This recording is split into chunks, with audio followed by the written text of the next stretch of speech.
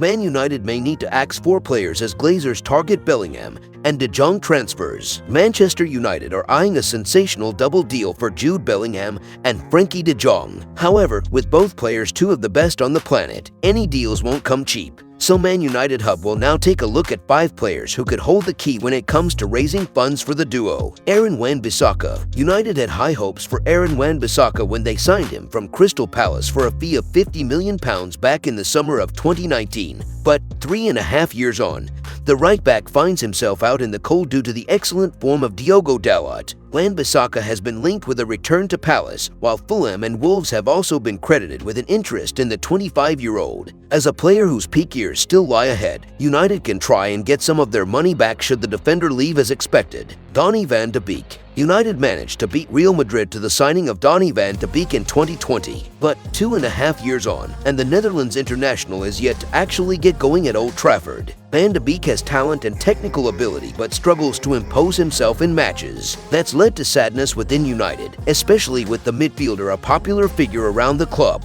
United paid £40 when they recruited him from Ajax, and they do well to get anywhere near that amount for the midfielder at the current moment in time. However, with Van de Beek's woes worsening with each passing week, all signs point to a parting of ways sooner rather than later. Victor Lindelof. For now, United don't have any plans to sell Victor Lindelof, but with deals for De Jong and Bellingham set to cost a premium, selling the Sweden international to raise funds could be a necessary exercise. Lindelof is below Rafael Varane and Lisandro Martinez in the club's pecking order and could represent a far more attractive option to Harry Maguire when it comes to possible suitors. Roma were linked with the player back in the summer, but nothing materialized. Whether they'd renew their interest, especially with Chris Smalling impressing so much, is currently unclear. Dean Henderson. United are looking increasingly likely to sign a new goalkeeper at the end of the season, and there's a sense the Red Devils would get more for Dean Henderson than David De Gea given the England international is far younger. Henderson has previously been rumored to be worth around £50 an amount that would surely convince United into letting him go. De Gea has a higher salary, with the veteran pocketing £375,000 a week, but finding a club to pay him that much could be easier said than done. Henderson has done his chances of being a number 1 at a big club no harm during his loan spell at Nottingham Forest so far. In other news, the World Cup is over and we return to club football. 15 Manchester United players went to Qatar. 1 came back with a trophy. A number of United players have come out of the tournament with their reputation improved, but one in particular, Harry Maguire, has come back in a blaze of glory. But should we be getting carried away?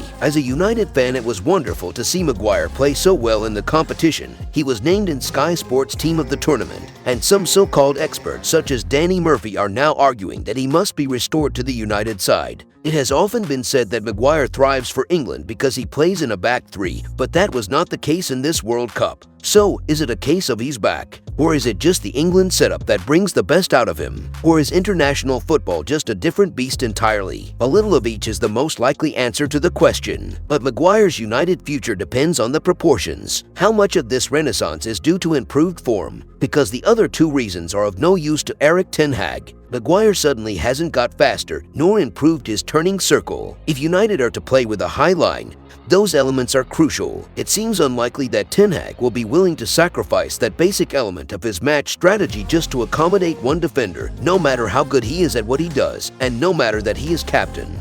Almost invariably, Premier League football is far faster than international football. Indeed, it is probably the fastest in the world. Is Maguire ever going to be equipped for that pace? He also turns 30 shortly, so his reaction speed is not going to get better, and indeed could start to decline slightly. Ten Hag has said he wants Maguire at the club, and why wouldn't he? If the England man is happy to play a bit part from the bench, being brought on when United are under the cosh and defending deep, for example, then he would be an asset. But it seems unlikely that Harry would be happy to do that, his age, again, being very relevant. 29 is not the time to start bench warming. One of the players Maguire was brought in to replace, Chris Smalling, has excelled in the slower Saraya, and it is easy to imagine that Maguire could do the same. Given that it is unlikely Ten Hag is going anywhere soon, United's style of play is unlikely to change much, and so unfortunately, it feels as if Maguire could be the best defender in the world in terms of a particular skill set, and yet remain a bad fit for the Dutchman's system. If you enjoyed the video, make sure to drop a like and make sure to subscribe to Man United Hub to get all the latest updates.